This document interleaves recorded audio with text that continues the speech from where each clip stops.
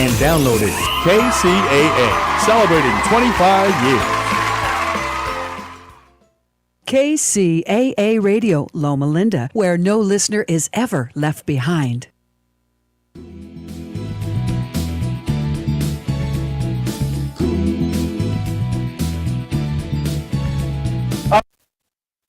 Here we are, another day for the Cool Veteran Show. We're going to change that name to the Cool Veteran Hour.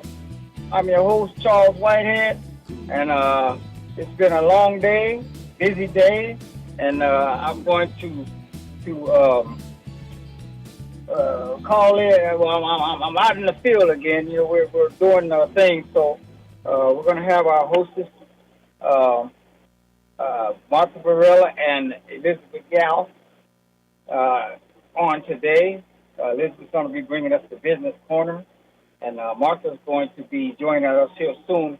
So we've been out here at well, first of all, let me tell you, this is the Cool Vet Show, and we're here on KCAA, of course, the station that leaves no listener behind.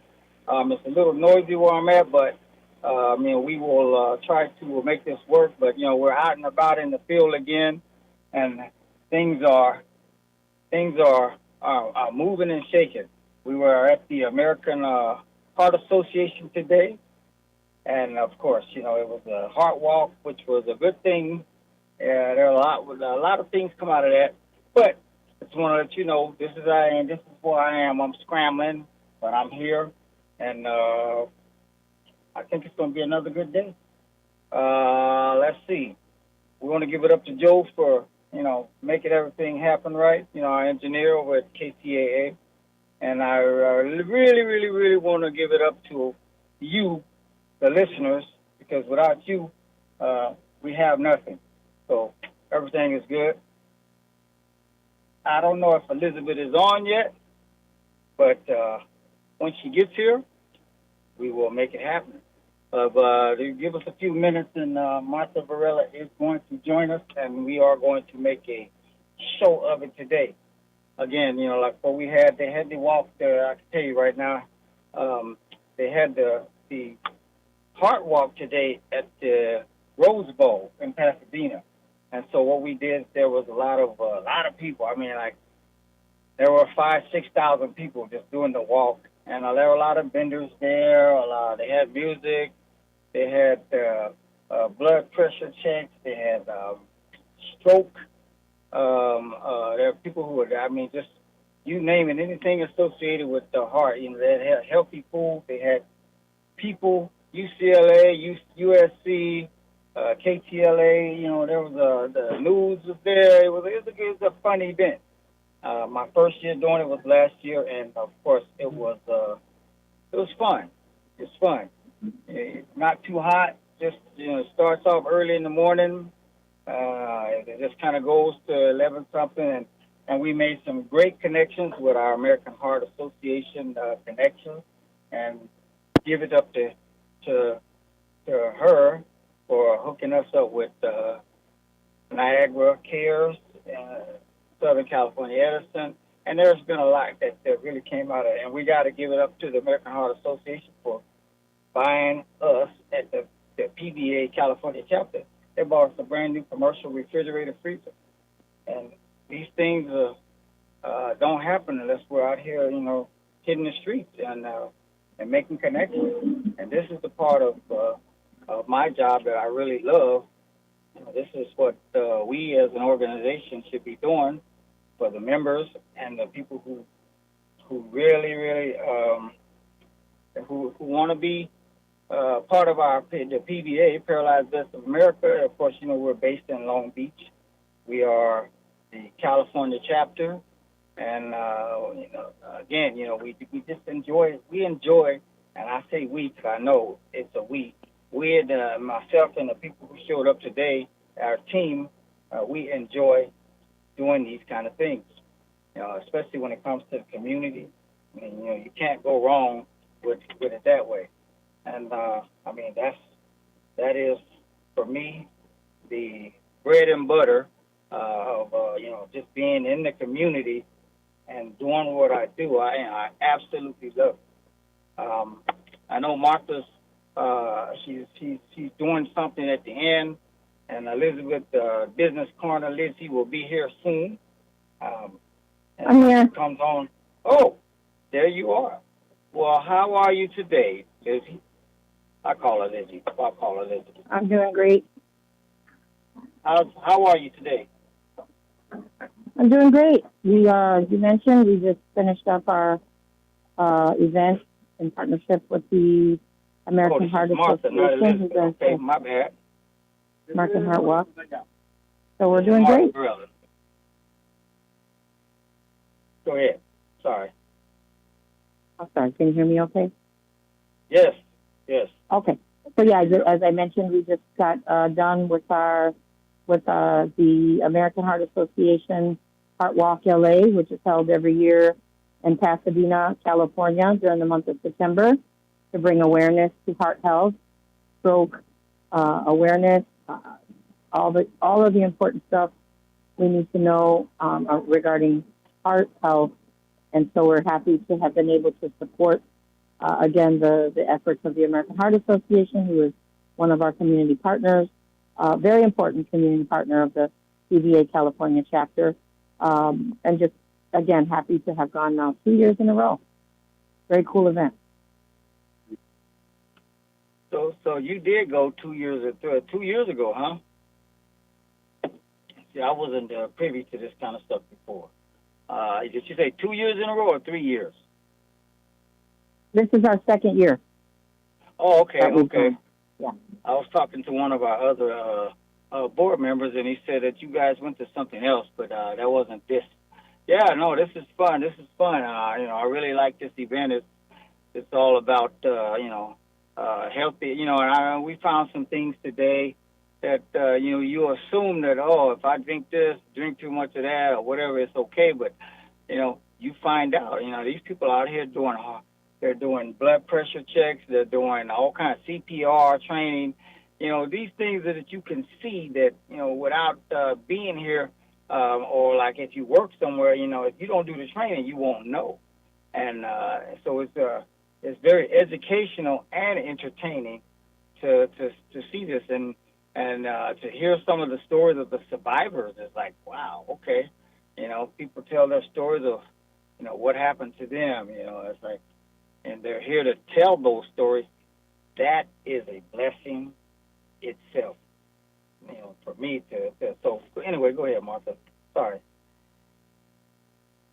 Yeah, no, I also thought it was really awesome to see the team of people that came together in honor of a loved one that passed away, from a heart attack or a stroke.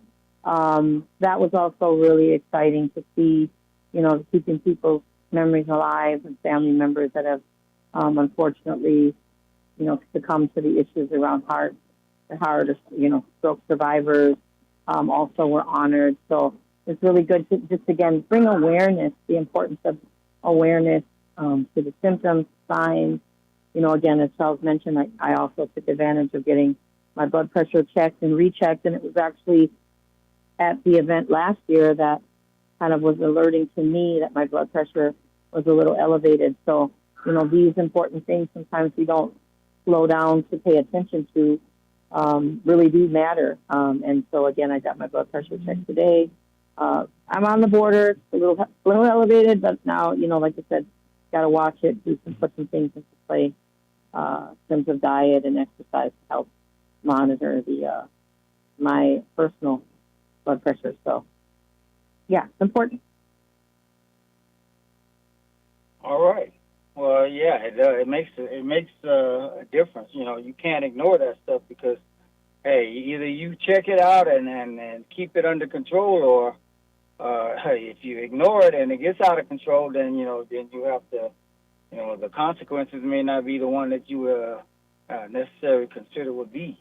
So, yes, for that reason, it's good to have these things. I mean, you're talking about thousands of people coming together to do this, and I mean, they had their dogs, and I mean, it's just it was like it was a happy event. They're giving away heart healthy foods. things that that you can't just come down and say, okay, we're here now. Where's the bacon and the sausages and all of that? The fried foods. So no, not today. You come over here, you're going to get avocado. You're going to get things that are heart healthy and healthy for you all the way around. So, that's what we've been doing. Has Elizabeth made it on yet? Or is she Yes, I'm dialed here. in? Good afternoon. All right, Elizabeth, how are you today? This is Elizabeth Yao. She's our third segment. She's our another hostess, and she's going to be hosting the Business Corner. And she has a lot of good information. So tell us, Elizabeth, how's it going? How's everything with you? Oh, it's going well. How is your heart walk? Oh, it's been it was early enough where it wasn't too hot because me, I can't be in the cold, and so I can deal with the heat, but it wasn't too hot. Things were perfect, and it was perfect. It was nice. A lot of people, a lot of information. So we had one of our guys come, and he was cranked up, ready to do the walk. I said, "Go ahead." I said, "I retired to the booth right now." So he took off, and he came back, and he's like, "Oh man, my hands are dirty," and he pushes a wheelchair. So, but it was good. It was great. Martha was just kind of giving some a few little details and things like that. But So, how's your day going? Is it hot where you are, and are you ready to give us some of that good information about the Business Corner? Yeah, it's a hot one today in Glendale. It's nice and sunny, but hot nonetheless. So I welcome it and just praise the Lord for it. I am ready whenever you are. So you just let me know when, Charles. Thank you. Okay. Martha, I know we just kind of somewhat cut you off. You have a few more words? No, that's fine. Go ahead, Liz. Let me go ahead. Okay. So then what we'll do is we'll take our first short break, and then when we come back, we will get into it a little bit more. So see you in a few minutes.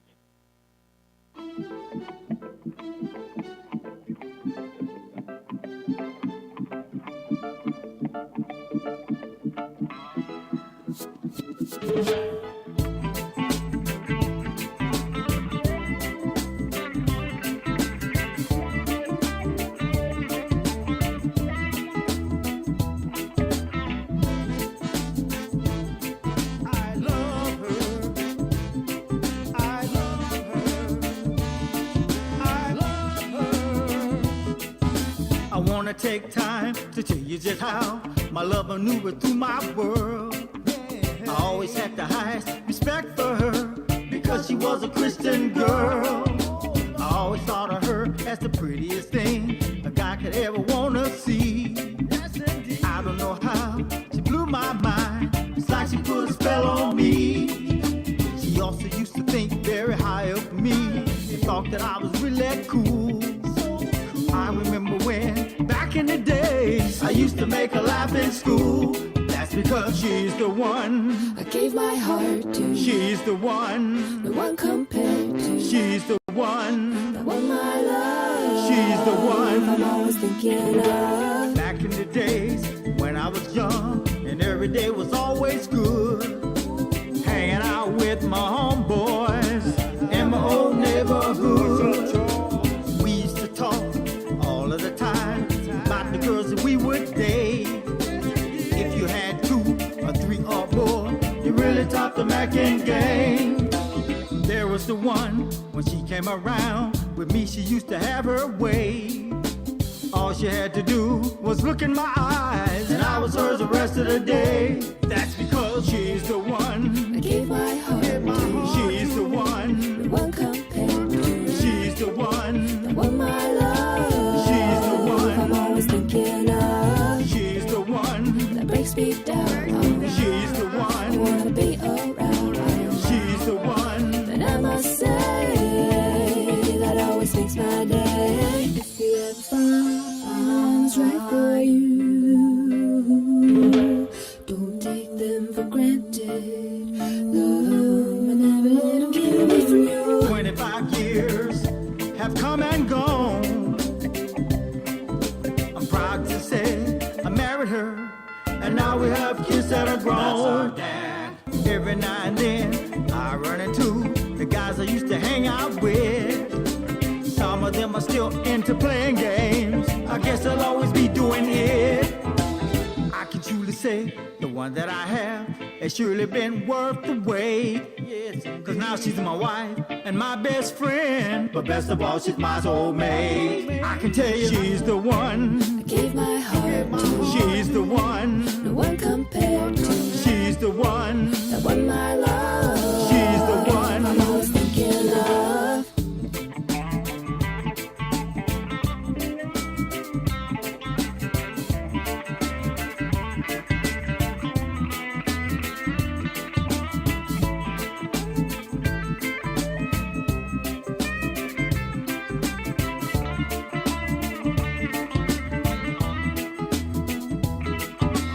She's the one. I gave my heart to. She's the one. No one compared to. She's the one. That one my love. She's the one. I'm always thinking of. She's the one. That breaks me down. She's the I one. wanna be around. She's the one. That I must say.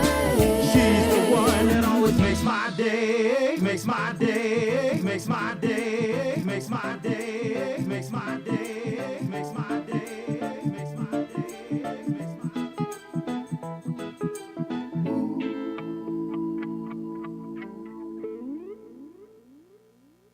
All right, we are back. That was called "She's the One," a song I wrote a few years back, way back, and I redid it, and I'm still working on it. You know, so this is like a kind of a demo thing. But yes, so Elizabeth, are you ready to shoot us with the shoot us some good information here about the Business Corner? I am. Thank you so much, Charles.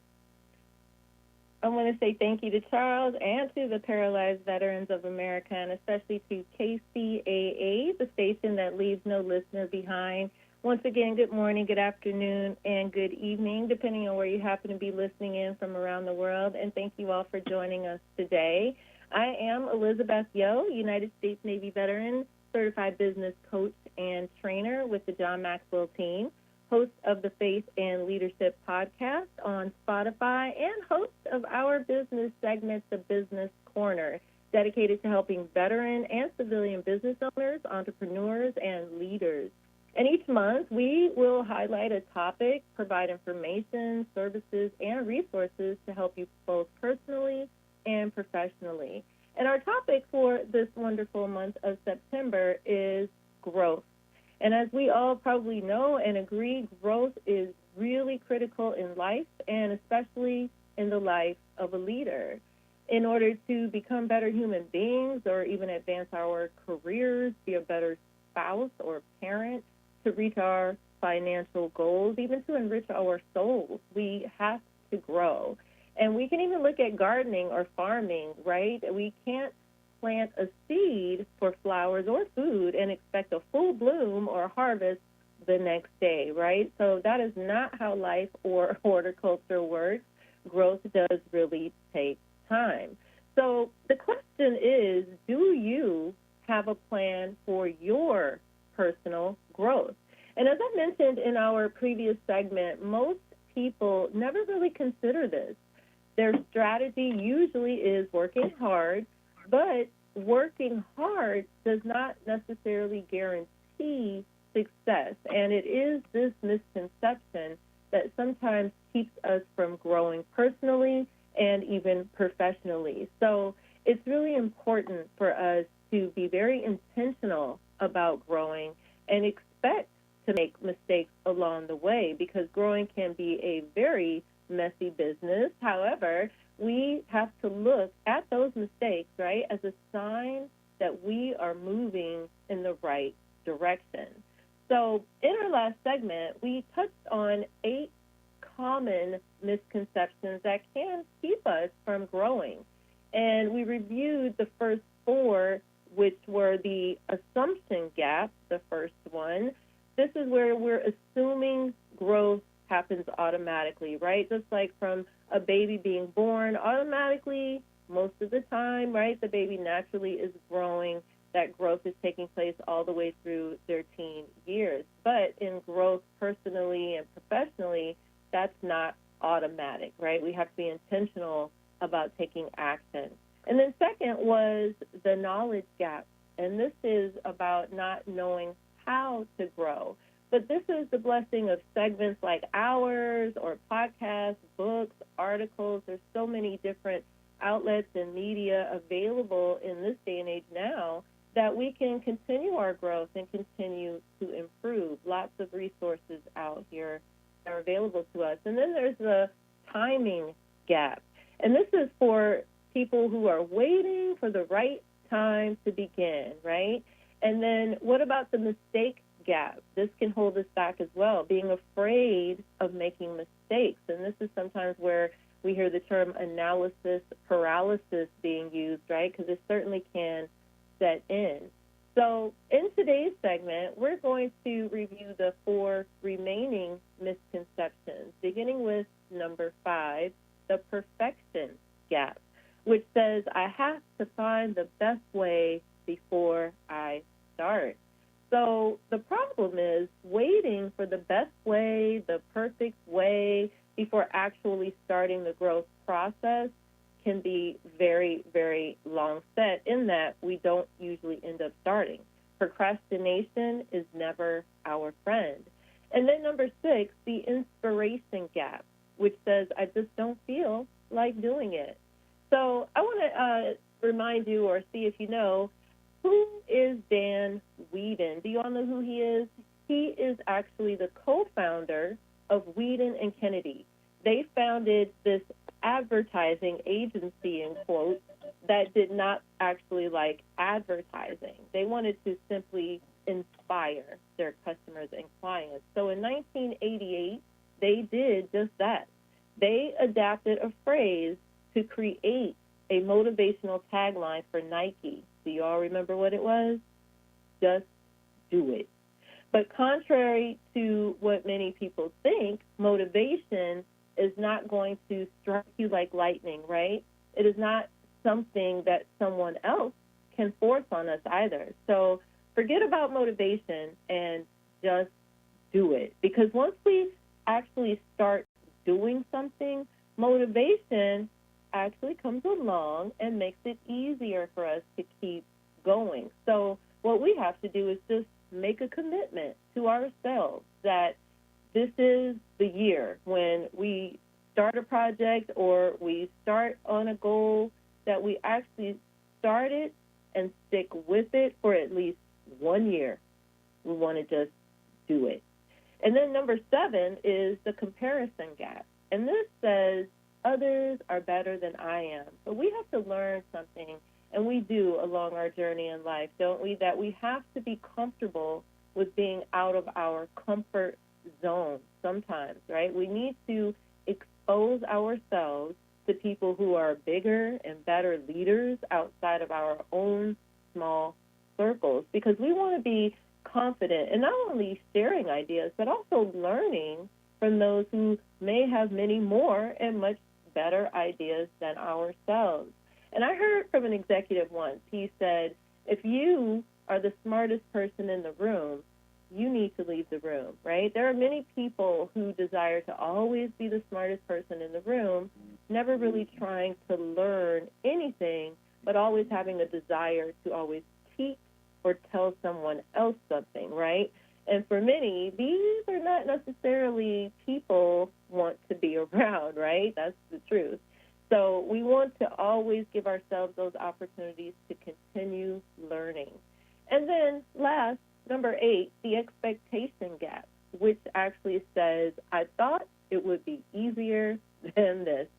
So we all know, again, growth does not come quickly, nor is climbing to the top easy.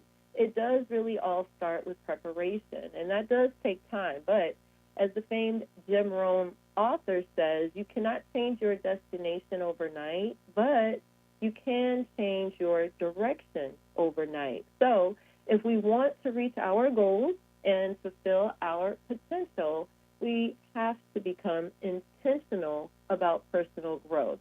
And we can do this in 4 simple ways. The first is ask big questions. So where do we want to go in life? What direction maybe do we want to go in? What's the farthest you can imagine going? Because if you're going to be thinking anyway, you may as well think big, right? And then second, do it now. Don't wait. Don't procrastinate. Just do it.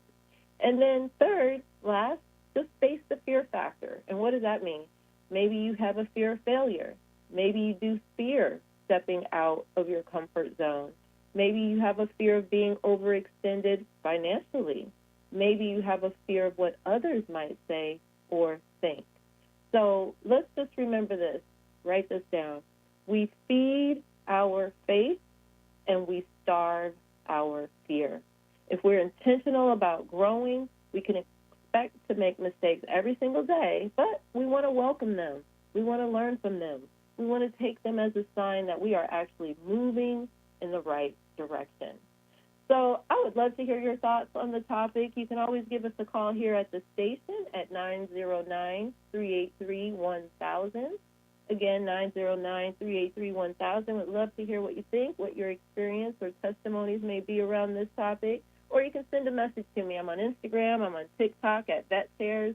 Or you can join me on the Clubhouse weekdays, 5 to 6 a.m. California time in the Faith and Leadership House. Also, if you need help, if you have questions about your business, starting a business, maybe something in your professional journey, please feel free to reach out to me. You can visit me at my website. You can call the station here, and we can connect. So back to you, Charles. What are your thoughts on this topic today? Well, I think everything you said is true, especially about the expectation part. You know, you go in, you say you want to start a business, and, you know, you said, oh, yeah, I'm going to just take the market over for doing all of this, and then, you know, I'll be making all of this money, and I'll be so successful. I can quit my job, and I can do this and that. And then the reality comes and knocks at your door and says, doesn't work like that, you know. So you have to plan on, you know, you have to understand that everything we go through is going to be challenged. And so that's with anything. You know, you have a challenge, so you have to kind of prepare your psyche kind of to say, well, okay, you know, hey, I mean, I've done it myself. You know, I've started businesses and they didn't work out, or I've, you know, started projects and I had problems that, you know, unforeseen problems. And it's kind of like it goes with the territory. You know, you can't be successful unless you fail on something. I've never met anyone or heard anyone who was absolutely, completely successful at everything that they did. Now, if somebody knows that person or know of them, let me have their number or let me have a way to get in touch with them. I want to know exactly how they pull it off. You know, but you know, we as people, we tend to have sometimes we have delusions of grandeur. You know, you think you know, things are going to be way better than they really are. You know, we kind of, you know, and it's easy to slip into the unrealistic world when you're trying to do something. You know, you have to make sure that whatever you're doing, you do your research, you put time in it. You have to make sure, you know, things are as planned, because a lot of times, you know, it takes one thing to ruin your plan. So yeah, absolutely, you know, and then I mean, the experiences, you need that experience as well. Again, like I said, without failing on something, it doesn't have to be that you failed miserably or big, but, you know, just the littlest failure could you know, can be the one that takes you down. And I mean, Martha, I know Martha's still on the line. Are you still with us, Martha? Yes, I'm here. Very helpful information. Thank you for sharing. Yeah, kind of. I mean, because you're a coach, and like things like that. You've coached in your life. So give us some of the, like what these subjects that Elizabeth's talking about.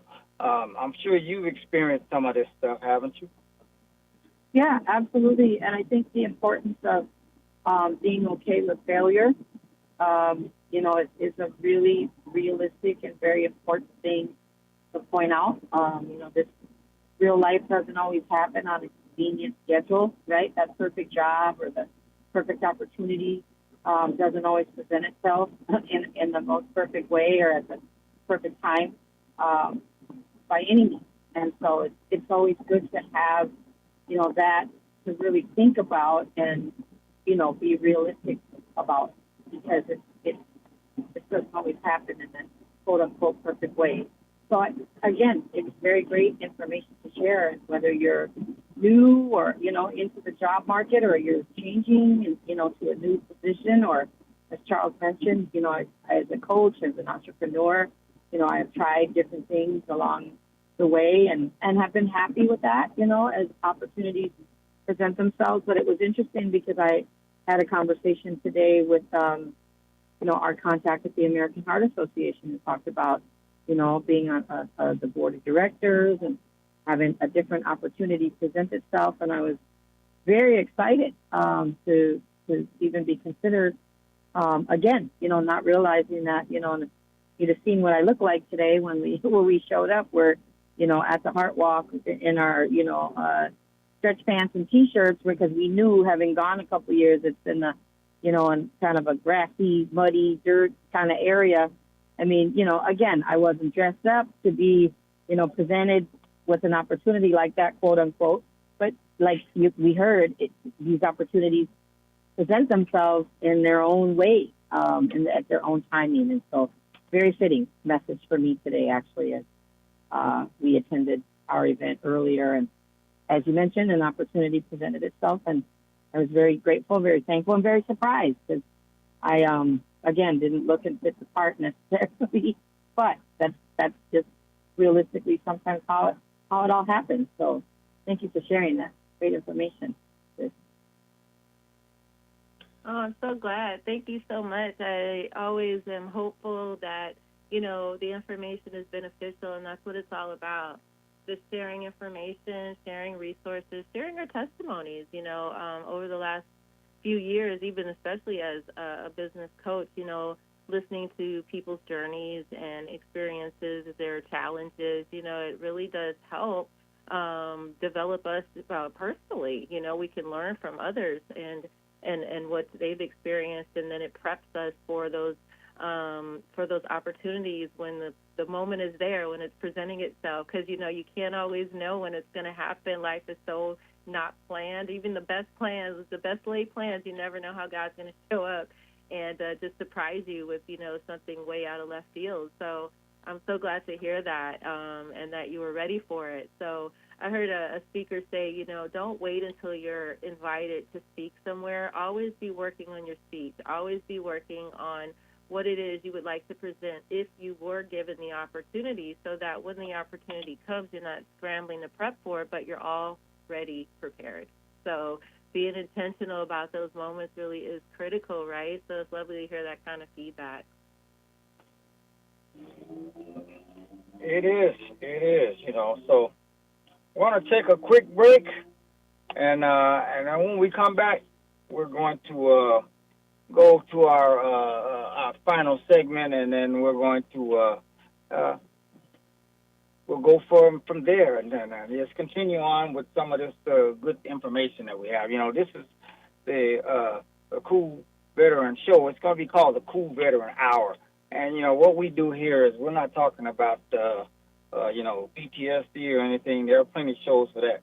We talk about job opportunities for veterans and people with disabilities. We talk about music. We talk about things like this and these events that we go to with the PVA. When we come back, Martha, just touch on you guys did that horse therapy again. I know you guys get real excited. When we come back, we're going to touch on that, and then we'll Um, we'll be back. There's a cool place just south of LA where the people go to work and the people go to play. So many sights for you to see. You can take the family through, like the Queen Mary ship and the aquarium too. Once a year you'll see cars racing in the streets. People come from everywhere, checking out the Grand Prix. Go to see a show or find a place to be, the place you wanna go. What the people wanna be is in downtown Long Beach, Southern California, USA. Downtown in Long Beach, the city by the waterfront, where the people work and play. Downtown in Long Beach, higher in the air, you can see the skyline. You can even see the port that's busy all the time. From the shoreline, you can take off on a cruise or hang out at the beach and just enjoy the view. People seem to be out shopping everywhere. At the farmer's market, the freshest food is there. If you're going for a date or going just to see, something's always going on downtown in Long Beach. Downtown Long Beach, Southern California, USA. Downtown in Long Beach, the city by the waterfront, where the people work and play. Downtown in Long Beach, city of Long Beach, where the business people often meet. Downtown in Long Beach, there's always something going on when you get to Long Beach. Downtown in Long Beach, you might just fall in love with Long Beach. You might just fall in love with Long Beach. You might just fall in love in Long Beach. You might just fall in love in Long Beach. You might just fall in love.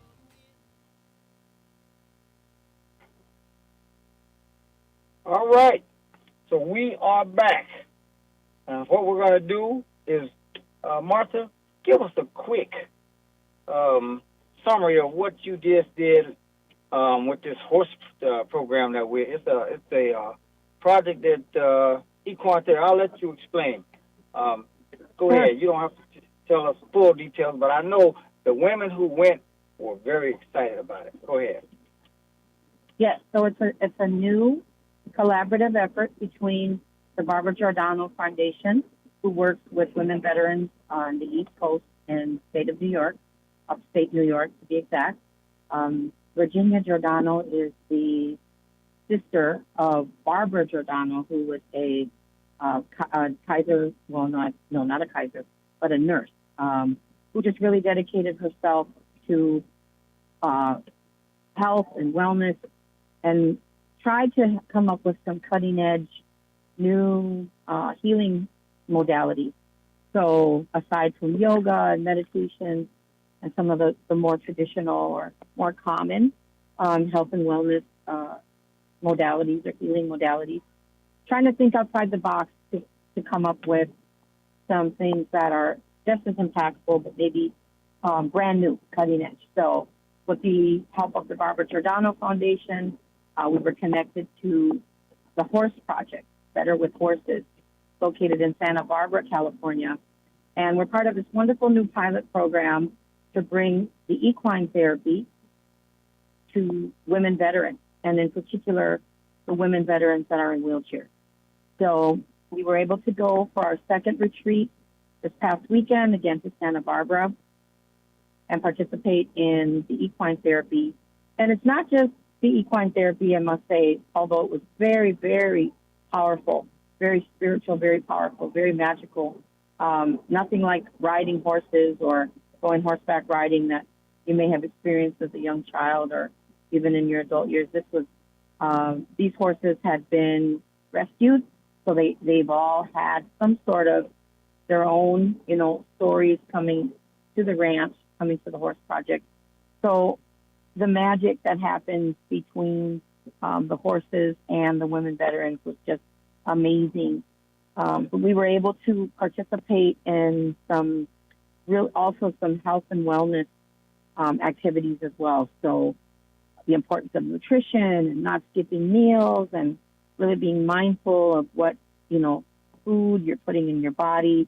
And they also modeled that for us by providing us with, very healthy meals, very quick and easy, healthy meals that, as women, as mothers, as, wives, as all the other roles that we play that keep us busy and make it difficult sometimes for us to just come home after a long, hard day at work and throw a healthy, nutritious meal on the stove.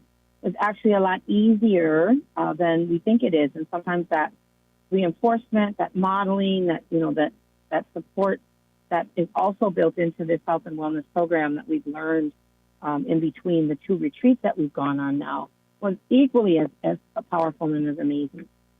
Because again, sometimes as we get busy with the hustle and bustle of everyday life, we just, again, I get it. We all want to be able to get in that kitchen and provide, from scratch meals. But sometimes the food prep that needs, you might have an extra hour or 2 on a Sunday, kind of help get that ready for, the Wednesday and Thursday meals. Just takes a little bit more coordination, a little more thought process. So that was also an interesting and very important part of this pilot program, to really examine, the health and wellness in terms of diet and nutrition. And for many of our women veterans, particularly the women veterans in the TVA that, are already susceptible to different illnesses and, post-injury, we anything that we can do to kind of help be understanding and supportive of their healthcare needs proactively and again, in a very practical way was also important for us to kind of embrace and really incorporate into this pilot program. So really exciting. Again, now as we've finished out the second phase of the program to really look at fine-tuning the program, again, the wonderful part of being around the horses definitely is cutting edge. I think, we've heard some good stuff recently of other organizations that have, really started to incorporate, some of the other alternative healing modalities. But the equine therapy is unlike anything I've ever experienced before. And as a professional who really values, again, some of the cutting edge, new, and I meditate, I love yoga, so not saying anything bad about, some of the other more, common healing modalities and therapies, which are wonderful and much needed. It was really refreshing to be introduced to a new healing modality, such as the equine therapy that, again, outside of the handful of times that I've, experienced horseback riding, this was nothing like this. Having actually done now meditation with horses blew me away. I'm speechless when it comes to, describing what I felt after I left. And again, aside from the horses being, big, beautiful animals and, just very, just in awe in their presence. I've never experienced this and didn't really know, wasn't aware that their biggest organ in their body is their heart.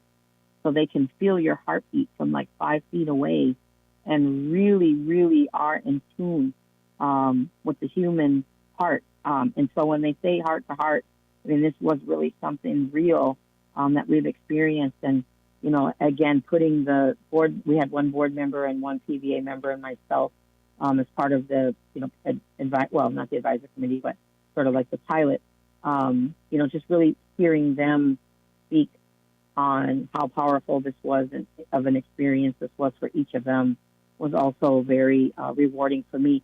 And, we did get a congressional recognition from Salud Carbajal, a military veteran. I think he's a Marine veteran up in the Santa Barbara area, just again for our partnership with this new pilot with the Horse Project and the Barbara Giordano Foundation, again, to build something out for future cohorts of women veterans, not just, the wheelchair TVA women, but we're looking to expanding that to their caregivers and other able-bodied women veterans, because, again, wounds are both visible and invisible, but just to really expand the reach to all women veterans but it was really exciting.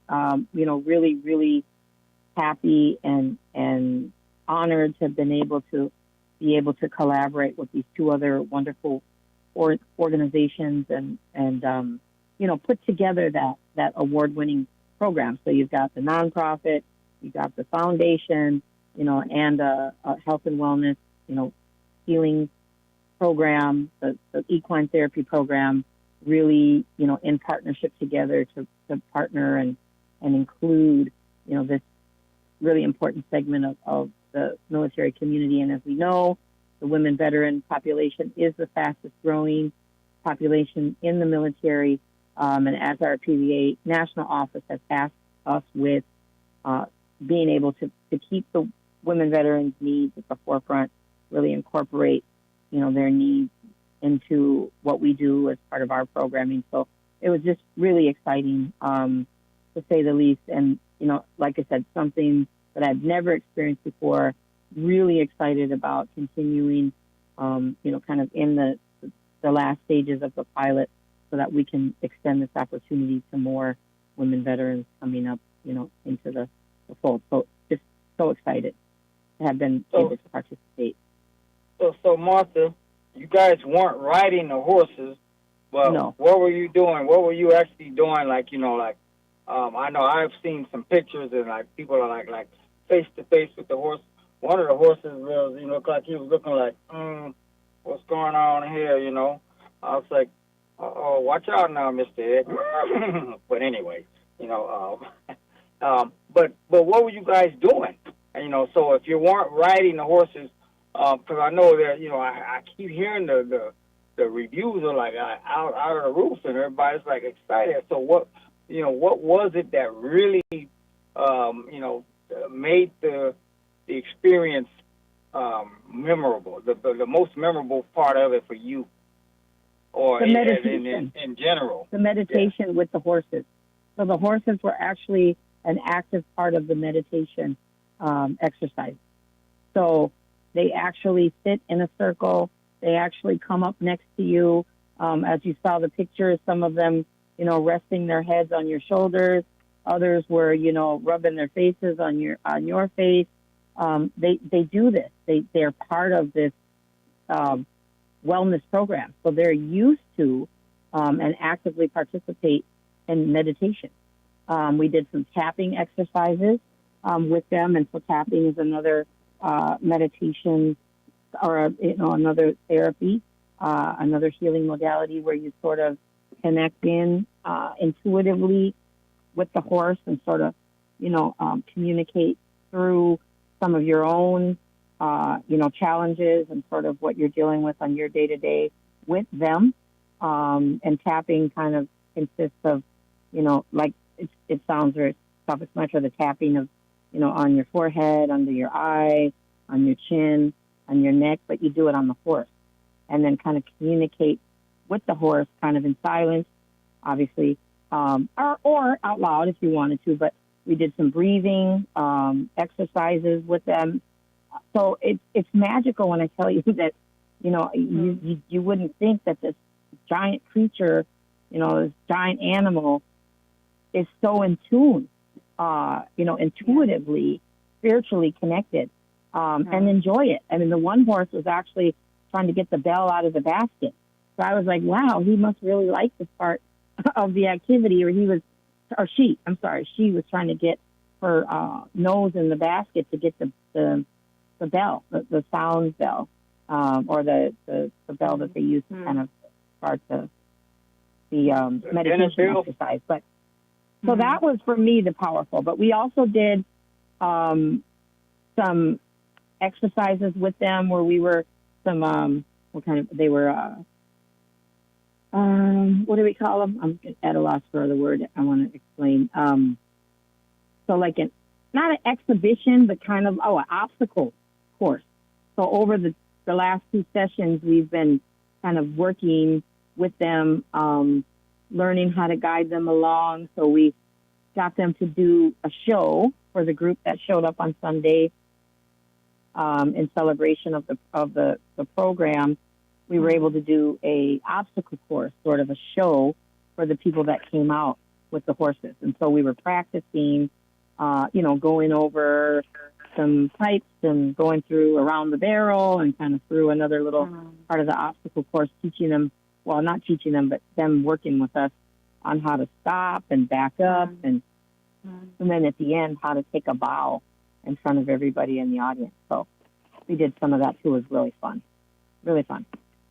Wow. I mean, that's good. And this was something that was created for the women veterans because, women, we don't have, what do women make up in our chapter, not even 10%. Yeah, 50 people out of a membership of 638 last time I checked. Oh, but you also brought up another point, and I wanted to give a shout out to the organization that provided us with these track chairs, because as you can imagine, the normal wheelchair was not able to get around or move around in the horse pens that are primarily filled with sand. So they have kind of these similar chairs, track chairs, that you can take to the beach. Because again, a regular wheelchair, you can't get through the sand. So they partnered with the organization. I'll have to get the contact information, but just again, a big thank you to them, because what they did was they put the wheelchair and fitted it on top of these tracks, almost like a tank, the same metal tracks that go around the bottom of the Army tank. It was sort of like a mini version that goes to your wheelchair. So they came and brought these chairs free of charge for us to use while we were there, because there would have been no way we would have been able to maneuver through the horse pens to do any of the exercise with the horses without them. And again, they dropped them off, they picked them up, they're accessible and available to any program anywhere in the United States. They drop them off, they pick them up because they're able to write grants and get grants to cover the cost of providing these chairs for programming purposes for any organizations that need them. So you don't have to be a veteran serving organization, but any organization that has wheelchair users, that has the need to, again, like this, get to the beach, get on the sand, any kind of all-terrain. I think the only thing that they can't go through is water, but I could be mistaken. Right. Just really thankful for them. Well, that's good. This is, that's great stuff. Having programs like this is a must, and I'm proud to say I'm part of, just being able to be part of this kind of, stuff for veterans, especially the women vets. Elizabeth, we have like another 3 minutes. Do you have anything that you want to touch on this, and before we close out here? What do you think about this?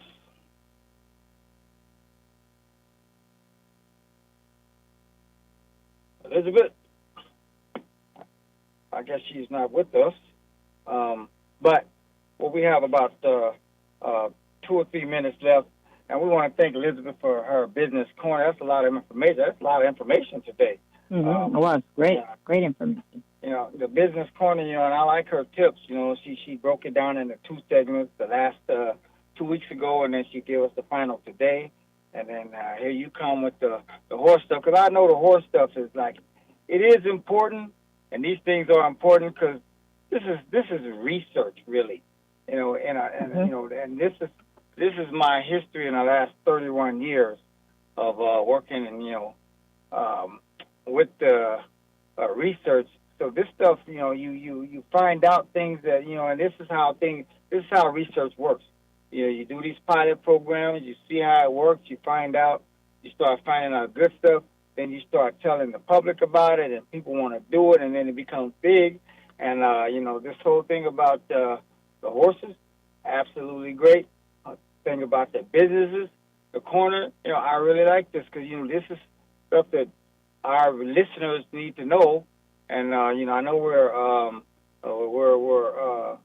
short on time. Well, we have about a minute and a half or so. I'm not in the office or at the station, but Joe will. When we start hearing the music, then we know it's time to go. But what I'll say is this: is the Cool Veterans Show, and we are greatly appreciative of our listeners. This is KCAA. We got to give it up for them, the station that leaves no listener behind. I want to thank my co-hosts, Martha Barella and Elizabeth Yao. You guys are the ones that are really making this thing happen, and I'm here to do whatever I can to facilitate the information. And what I guess we'll say, we will let you guys go, and we'll see you in 2 weeks. And in the meantime, remember, KCAA 106.5 FM and AM 1050. If I say it wrong, then you can smack me upside the head. But anyway, we are the Cool Veteran Hour.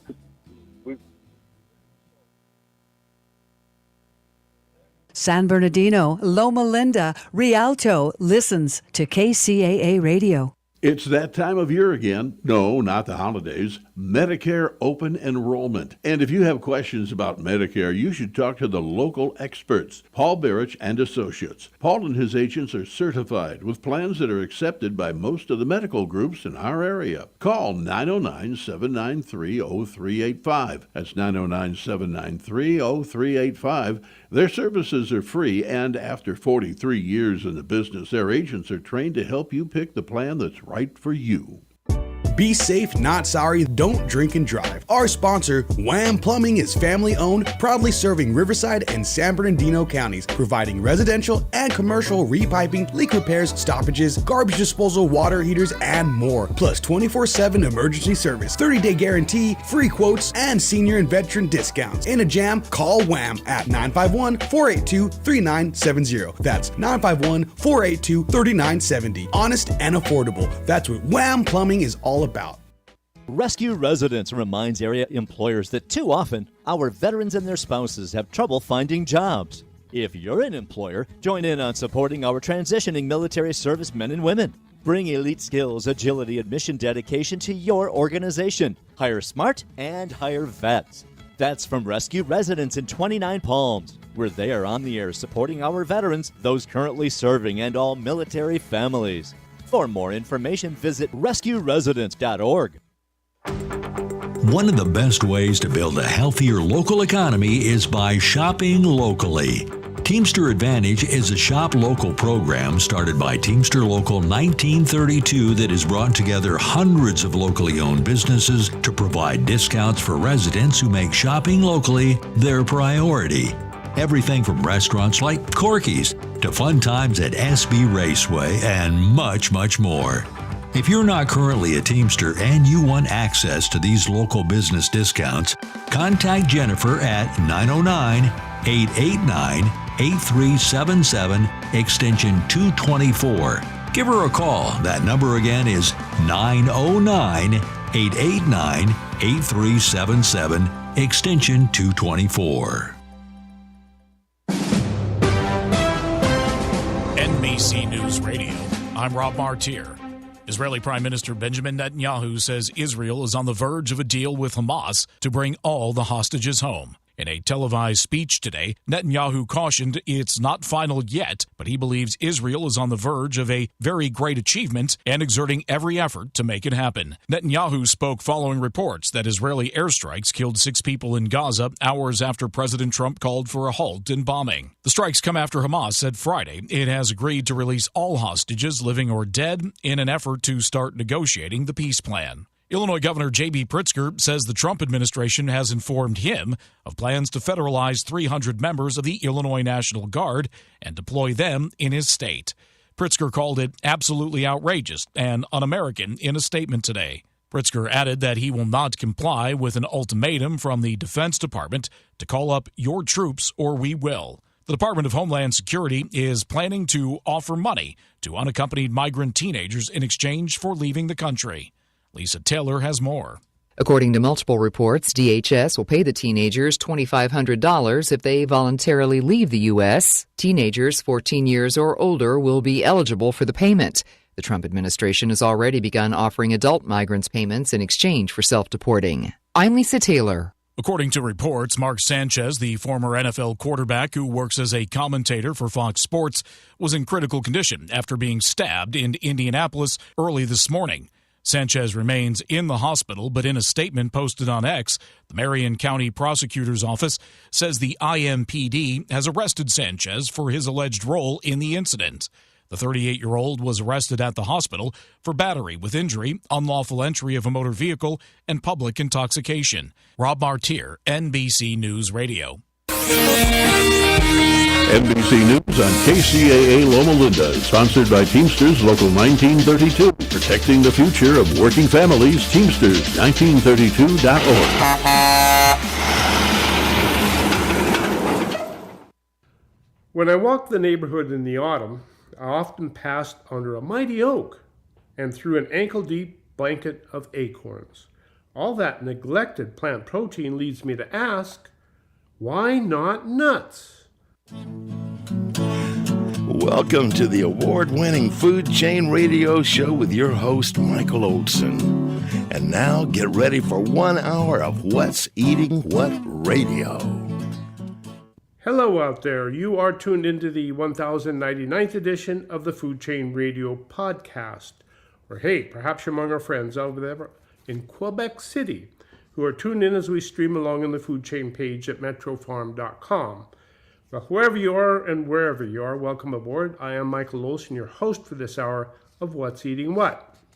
Folks, a few years ago, I had the opportunity to visit with Joel and Teresa Salatin at their Polyface farm in Virginia's Shenandoah Valley.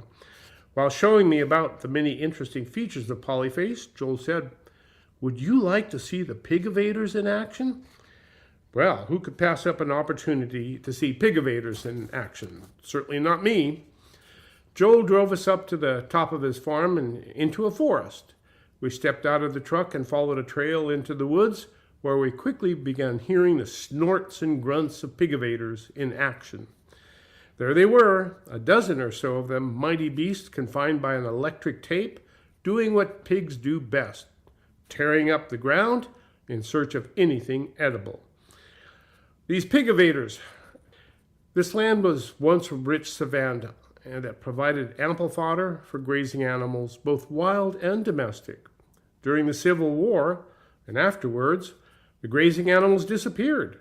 Then the shrubs and pines took over, and the forest became unusable. These pigovators, Joel said, are turning the forest back into savanna. What happened to Polyface so many years ago happened to so much of America. When the grazers were taken off the grass, the land became covered in weeds, brush, shrubs, and trees. We see the consequence of this loss of savanna in the raging fires of the West. This leads us to ask, if we can reclaim savannas, can we also build a food chain on nuts?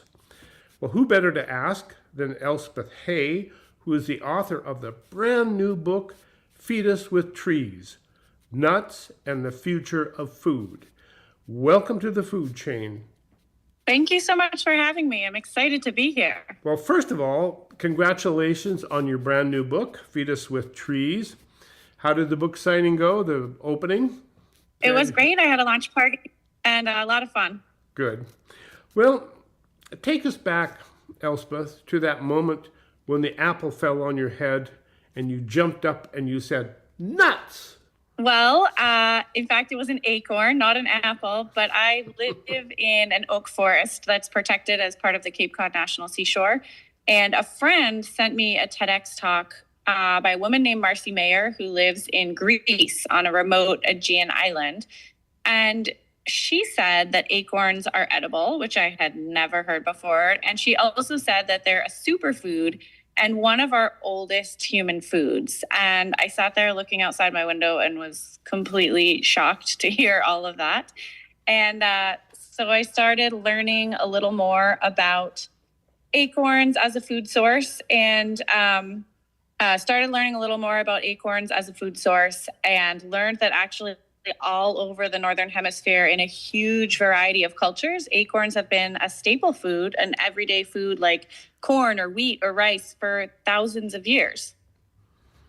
And so you pursued that thought and pursued it and pursued it and pursued it and came out with the book. Yeah, I kind of couldn't let it go. I didn't expect it to be such a life-altering moment when it happened, but it was one of those things where when I first learned we can eat acorns, I thought, oh, that's kind of interesting. And then the more I learned, the more interesting it got. It turned out there was all this cultural history and social history and economic history and environmental history that was all intertwined in these really surprising ways. And so I just went really, really deep down the tree nut human relationship rabbit hole. Well, and to show the folks just how deep you went, let's start with savannas. And because that's where we all came from, right? Or at least that's what we're Yeah, told. so yeah, savanna is believed to be, the earliest human habitat, the habitat that we evolved in. And it's basically a grassy area dotted with trees. So big open grown trees with grassland underneath. And I had no idea that in North America, we actually used to have a really extensive oak savanna ecosystem that covered a lot of the Midwestern area that today we know as kind of, the breadbasket of America, where we're growing food in these really rich soils. But it turns out that those soils were created under an indigenous food production regime that was centered on these oak savanna ecosystems and managed with fire. So this fertility was built up over hundreds, thousands of years with this oak savanna and fire regimen. And now for the past 150, 200 years, we have been mining that fertility, plowing the land every year, causing a lot of runoff. And as I'm sure most listeners know, a lot of wreaking environmental havoc, basically, with our row crop system. And so I was really fascinated to learn that, in fact, there was a completely different way of producing food that pre-existed colonial settlement and made a lot more sense. And you made the case that this might be the basis for a new food chain for agriculture. That is your book, right? That is your challenge to the world. I think that there's a lot of potential. I grew up with two birdwatcher parents, so I spent a lot of time as a kid out in the woods learning about the habitats of different birds, and I always thought it was weird that every other species was like perfectly adapted to the place where it lived, and then we didn't seem to get anything we needed from our ecosystem. We had to go to the grocery store, we needed these industrial farms, and we were always destroying the wild places to meet our needs. And so right around the time that I learned that we can eat acorns, my mom had gotten interested in this entomologist, so someone who studies insects, named Doug Tallamy. I don't know if you've heard of him, but he's a really interesting guy. And he has done all these studies about plants and which plants support the most insects as sort of a proxy for what plants support the most life in an ecosystem. And it turns out that in most of the places where they exist, oaks are the top life support plant. So they're these incredibly outsized importance ecologically.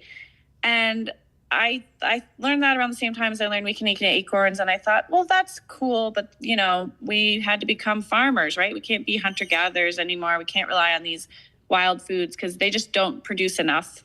And but I was curious enough that I researched a bit. And it turns out that is really just a story that we've written. It has no basis in actual food yield, actual food production. We have this mythology that our farm system is feeding the world, but in fact, we eat almost none of the corn and soybeans that we produce on these vast expanses of land. And in addition to that, we require huge amounts of input to fuel these systems that we have right now. So yield has to be a ratio, right? It's what you get out for what you put in. And when we look at it that way, these nut trees, not just oaks with acorns, but also chestnuts, hazelnuts, some other species, depending on where you live, are actually quite competitive and outcompete our current monocultural systems in terms of output per acre of land, and also produce, I would argue, tastier and more exciting food. And so you formulated the idea that we can do this as agriculture. So agriculture is not just what we're doing right now, but in fact it has been practiced for millenniums by people all the time. And it's a different form of agriculture than we tend to think, but maybe we should open our minds and think a little differently. Yeah, I think we tend to draw a really strict line between agriculture and hunting and gathering. And I think that when we look at the history, that's again sort of a fictional thing that we've made up. If you look at, so I got to know a man named Ron Reed, who's a member of the Kuruk tribe in present-day Northern California. And his people have eaten acorns since time immemorial. It's a huge food in Kuruk culture. And he started telling me about how Kuruk people tend these oak groves that produce acorns. And he was describing the way they do it, which involves a lot of prescribed fire and cultural burns. And he was telling me all the things that fire does. And it was like, okay, fire gets the ground ready for acorns to sprout. So it's preparing the seed bed. Fire controls the water cycle in the Klamath River Basin so that it doesn't get too overgrown and then become more prone to wildfire because it's so dry. Fire was controlling pests. So this acorn weevil that can affect the nuts, the smoke actually helps control those pests. Fire was recycling detritus that's on the ground and acting as a fertilizer.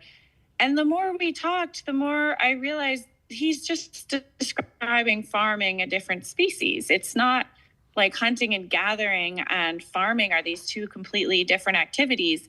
That's a story that, dominant Euro-American culture has made up to make people feel like there's a difference for a lot of really insidious cultural reasons. But in fact, it's all the same jobs. And I think that when we step back and look at that, there's a lot of people now experimenting with these tree crops in agricultural systems that are, a little more traditional to the Euro-American mind, not necessarily with fire. People are planting them and tending them in the ways that Euro-American culture knows. But in fact, there's so much overlap. And when we start looking at the world that way, suddenly you see opportunities for food production everywhere. And it's really exciting. I wrote a book about farming small parcels of land in the city, for the city, saying, well, you can make a substantial living if you do this right. And of course, conventional agriculture said, you can't do that. Now, I suspect conventional agriculture is going to look at you and say, Elspeth, you're nuts. Probably. I'm not too afraid of that, though. I can be nuts. That's okay. Good for you and good for me. It's okay to be nuts. Well, ladies and gentlemen, we're talking with Elspeth Hay, the author of a brand new book. And it's so exciting. The Feed Us with Trees. What a concept. Nuts and the future of food. So Elspeth today is going to present a whole new way of looking at agriculture, a whole new possibility for us. And so we'll all give her a good listen and see if she is nuts, or if nuts is what we should all be. And that's a fun proposition, because as I said earlier, as I opened the show, as I go for my walks through the neighborhood in the autumn, and there are oak trees up the street from us, and I walk underneath them, and it's just a blanket of acorns laying there, doing nothing, maybe feeding an occasional squirrel or whatnot. And the cars drive over the nuts, and it's a regular food chain there. But can nuts and trees and opening up the land to savannas again provide a whole new way for us to enjoy a new form of agriculture? That's the subject right today with Elspeth Hay, who is the author of Feed Us with Trees, Nuts, and the Future of Food. So stay tuned. We will be right back after these messages. KCAA Radio has openings for 1-hour talk shows. If you want to host a radio show, now is the time. Make KCAA your flagship station. Our rates are affordable and our services are second to none. We broadcast to a population of 5 million people. Plus, we stream and podcast on all major online audio and video systems. If you've been thinking about broadcasting a weekly radio program on Real Radio plus the internet, contact our CEO at 281-599-9800. 281-599-9800. You can Skype your show from your home to our Redlands, California studio where our live producers and engineers are ready to work with you personally. A radio program on KCAA is the perfect work from home avocation in these stressful times. Just type kcaaradio.com into your browser to learn more about hosting a show on the best station in the nation or call our CEO for details. 281-599-9800. Hi, folks. It's Milan Vukovic from the Tahibo Tea Club. We just received our first shipment since the new tariffs, and because our tea is harvested deep in the Brazilian rainforest, we had to pay a 50% import tariff just to release it. Once we run out of our current inventory, prices will go up. Right now, you can still stock up at today's pre-tariff prices by calling us at 818-610-8088. 1 pound of original Pure Pau d'Arco Tahibo tea is $49.95, or take advantage of our multi-pack discounts such as buy 3 pounds, get 1 free. That's a 4-pack discount of 25% for $149.95, or buy 5 pounds, get 3 free. That's an 8-pack discount to 38% for $249.95. Stock up now. Call us at 818-610-8088 or visit TahiboTeaClub.com. That's 818-610-8088. And now, the voices of KCAA with an exciting announcement. Want to hear NBC News or KCAA anywhere you go? Well, now there's an app for that. KCAA is celebrating 25 years and our silver anniversary with a brand new app. The new KCAA app is now available on your smart device, cell phone, in your car, or any place. Just search KCAA on Google Play or in the Apple Store. One touch and you can listen on your car radio, Bluetooth device, Android Auto, or Apple CarPlay. Catch the KCAA buzz in your earbuds or on the streets, celebrating 25 years of talk, news, and excellence with our new KCAA app. Just do it and download it. KCAA, celebrating 25 years. KCAA.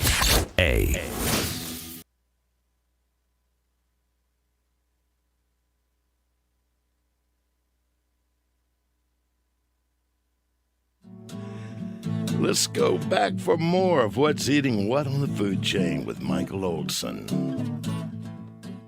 Welcome back. This is the Food Chain Radio program. Michael Olson with Elspeth Hay, the author of Feed Us with Trees, Nuts and the Future of Food. What happened, Elspeth, to the great savannas of the American Midwest, and actually the West as well? Yeah, it's a really long and sad story that involves a lot of violence on the part of your American settlers toward the indigenous people of those places. And trees too, and right? as Euro-American... Sorry? And trees too. And trees too, yeah. It's interesting because a lot of Euro-American settlers who came here from Europe as immigrants actually came from places where trees were a really important part of agricultural systems.